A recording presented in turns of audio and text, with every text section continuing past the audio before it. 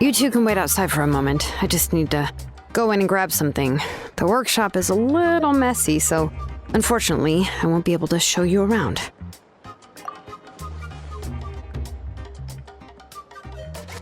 Oh, yeah, that's not really what I mean. It's not the mess that's really the problem. It's just that the workshop is cluttered with way too much stuff. Books, files, and even ancient texts I got from the Masters of the Nightwind. Everything's piled up to the ceiling. You probably won't know where to step once you're inside. Kachina suffered quite an unfortunate series of events the last time she went inside. Well, I suppose it was my fault for being so focused on searching for information at the time that I forgot to lock the door. After entering the workshop, she was shocked to find herself face to face with a massive woven scroll from the Masters of the Nightwind, and then she turned around and knocked over a huge stack of forging blueprints. She tried to step out of the way, but tripped on a poster tube that was behind her, and then boom! The forging blueprints came crashing down right onto her head. Oh no! She's lucky I noticed in time. I found Kachina in a daze and managed to save her before an entire set of the history of the Children of Echoes was about to bury her. I then dragged her up to the second floor. Ever since then, Kachina always waits outside the door and doesn't dare take a step in whenever she comes to see me. Yeah, you're an artisan and craftswoman after all. We thought there would be weapons and armor hanging all over the place. But it seems more like a library than a workshop. Well, my primary work is forging ancient names, which is much trickier than making swords and tools. Aside from the necessary craftsmanship, I also need to consult many ancient texts. You probably already know that each ancient name represents a certain spirit, behind which are countless related stories to support it. In other words, the essence of an ancient name is the physical manifestation of a certain spiritual will.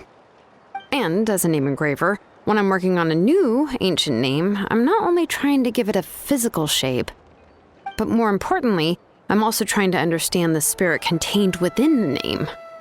And to do that, I have to collect as many related stories as possible and read through them all.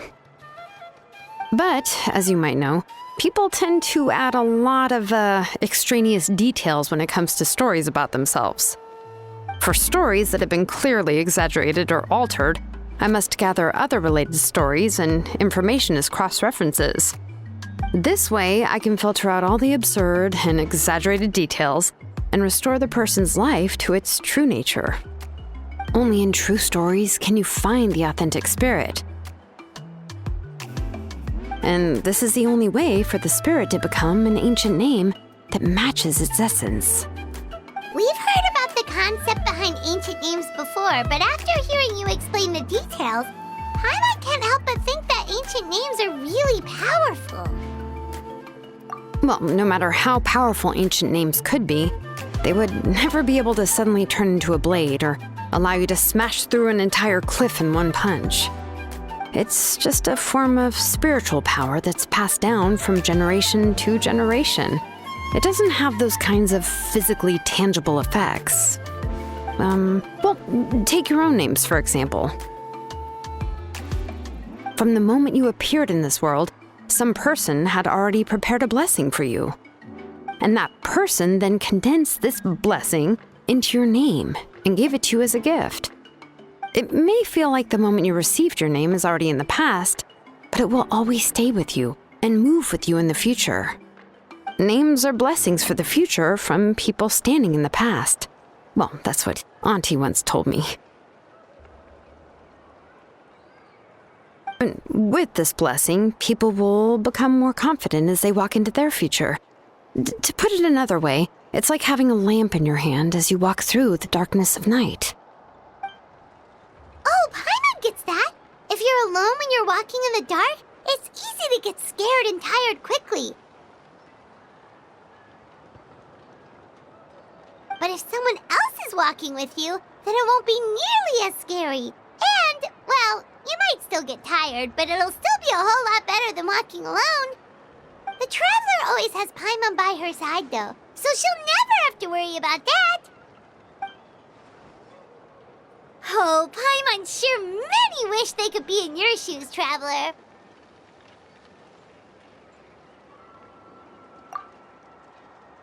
Paimon's always flying! Of course it gets tiring! But we're getting off topic. We can talk about that later.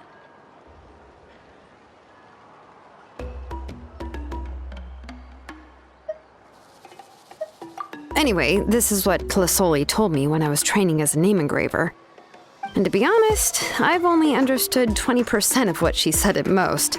I've never been able to figure out the rest. But doesn't that mean you basically don't get it? Well, that's not entirely true. Auntie and I have at least come to a consensus on the most important thing. You know what? I am sick of talking. We can talk about all of this later. Please, wait a moment while I grab my things.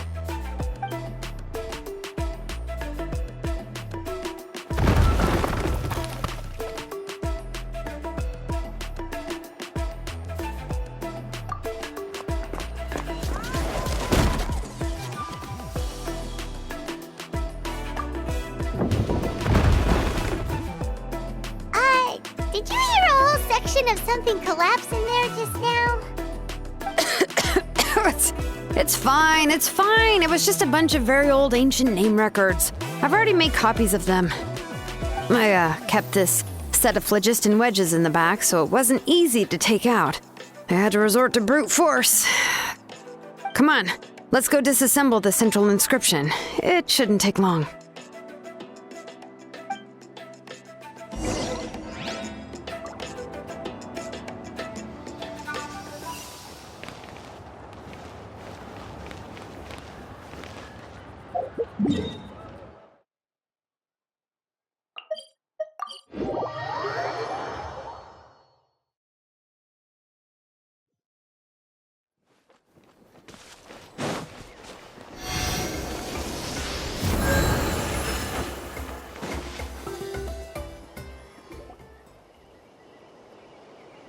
Here we are.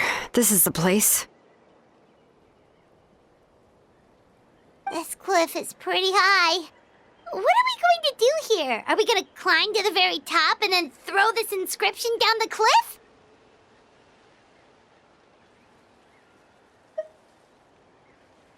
I'm going to use phlogiston to make an engraving circle on the cliff wall. That will allow me to investigate the internals of the central inscription. Now let me see if this thing can even turn on. I was still an apprentice last time I used it. Before we attempt to engrave the inside pattern of an ancient name with phlogiston, we always use this to draw out the engraving diagram on a cliff or open ground. Only after we've confirmed that phlogiston can flow properly through the internal engravings can we start formally working on the small internal engravings of the ancient name. If we want to dismantle the central inscription in a non-destructive manner, we'll have to use this thing. I really don't want to engrave such a large diagram with my bare hands. Oh, so you'll be able to see what it looks like on the inside without ruining Tlasoli's inscription? For the most part. If it were just an ordinary unfinished ancient name piece, I'd just take it apart and pour phlogiston into the internal engravings to see everything. But since it's a central inscription, it would be better not to destroy the blessing that Auntie has prepared for Nechka. So, Shilonen, does this central inscription fall under the 20% you understand about ancient names, or the other 80% you don't understand? Oh, don't worry. As I said, Auntie and I share an understanding of the most important principle, which is names are intrinsically valuable. Only by having names can things be sorted and categorized. They allow the world to become more orderly and identifiable. For example, when I order ore, I would usually say I need volcanic crystals of about 35% purity and no more than 3% of impurities. Without specific names, I would only be able to go to the ore merchant and say, I want this and this. No, this isn't it. That one. No, not that one either. Yeah, you see what I mean? Names are a crucial part of how we standardize our workflow. Without names, the work would be impossible. Yes, because forging ancient names is first and foremost a technical job. There's no debating that. As for the question of why it's important, as long as it does not affect your ability to perform your work, you'll gradually understand it as you put the process into practice. After all, creating an ancient name is quite the complicated process. Well, let me break it down even further. We're not in the tribe right now anyway. Essentially, by forging ancient names, I'm assigning nicknames to the heroes in Natlan's history. Giving someone a name is a subjective expression. You just need to express your hopes and wishes for them. But giving someone a nickname is a much more objective expression. To come up with a fitting and accurate nickname requires much thought and observation. If ancient names or nicknames aren't descriptive enough, no one will remember them anyway. So the best I can do is gather all the information I could and try to come up with the most fitting nicknames possible. Even a minor mistake in the process could cause people to misunderstand the nickname. For a name engraver such as myself, such mistakes would be considered a major blunder.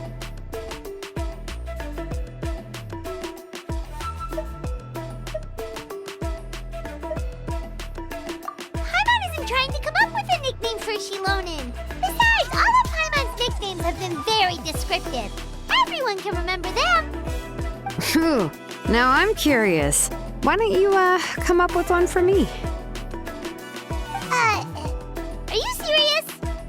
Of course. This is also my line of work, you know. Go ahead. A nickname? Shilonen. Well, she uses phlogiston to forge weapons and make names for others.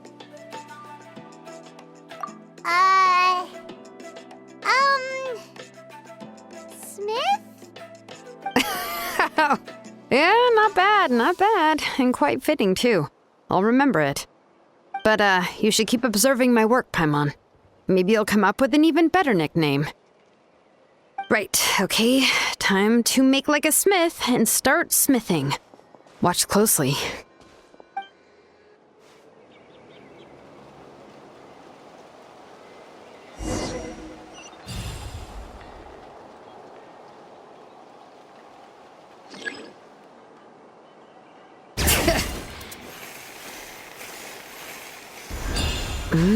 Adjust the inclination by 2 degrees. Stop.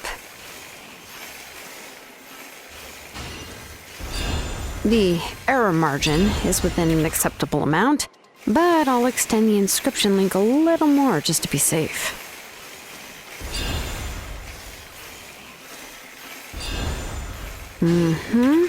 I'll leave some space here. When the linked engravings are activated, the inscriptions here will overlap with each other.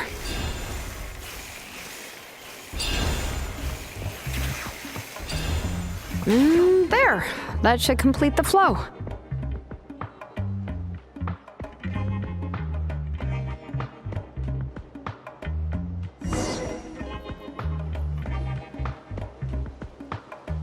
Amazing, Shilonen! You were running all over that cliff as if it was flat ground! Oh no, it doesn't have anything to do with my tribe. It's just the phlogiston adhesive I have on my shoes. But after all that running around, I'll have to infuse them with more phlogiston again. I should prepare a spare supply of phlogiston to bring with me next time. More or less, yeah. I usually have at least the key equipment on hand. I can show them to you when we next find the time, but let's get to work first. Let me see. Start with Anchor 1 and activate it with Density 3 phlogiston.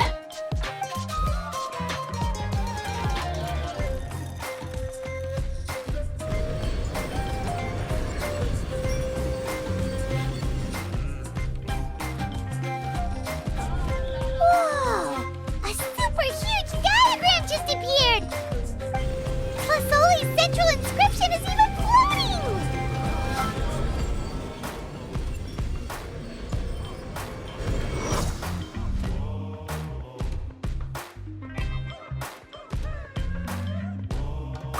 So are you done checking the inscription, Shilonen? How does it look? I didn't find any anomalies in the phlogiston engraving.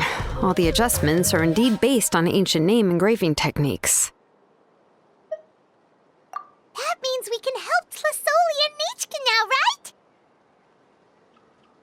Well, probably, but I have good news and bad news. Oh, but I'm also just going to go ahead and share both, so it's not like you'll have a choice in the matter. Paimon will cover her ears after the good news. Well, even if you cover your ears, the issue will still continue to exist. But, before we get to that, I want to ask the Traveler a question. What are your thoughts on absorbing memories?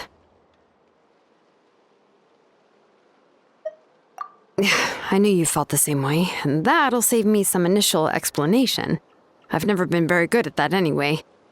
It's hard to control the absorption of memories. Technically speaking, this type of inscription has the power to do far more than absorb memories related to a single person. By herself, Auntie can't handle that level and scope of work, but if she has accomplices, it is completely possible for her to use this inscription to accomplish far bigger things. Accomplices? You make it sound like she's committing a crime! Well, here's the good news. Yes, this Blaze Gem inscription would be the perfect tool to commit crimes, but we haven't found any accomplices or signs that she intends to put it to such uses. From a purely objective standpoint, we can consider that possibility as yet to be confirmed for now. The bad news is, there's still an underlying problem with this Blaze Gem inscription that cannot be ignored. I believe I've mentioned this before. Ancient names operate with the help of the Wyab, granting them the power to read information kept in the ley lines. In this process, the Wyab actually function like relays, helping the ancient name bearer sense the information from within the ley lines. If you remove the Wyab from the process and don't use any tools, then finding a specific story is akin to trying to scoop up a specific grain of sand from a rushing river. Yeah, exactly.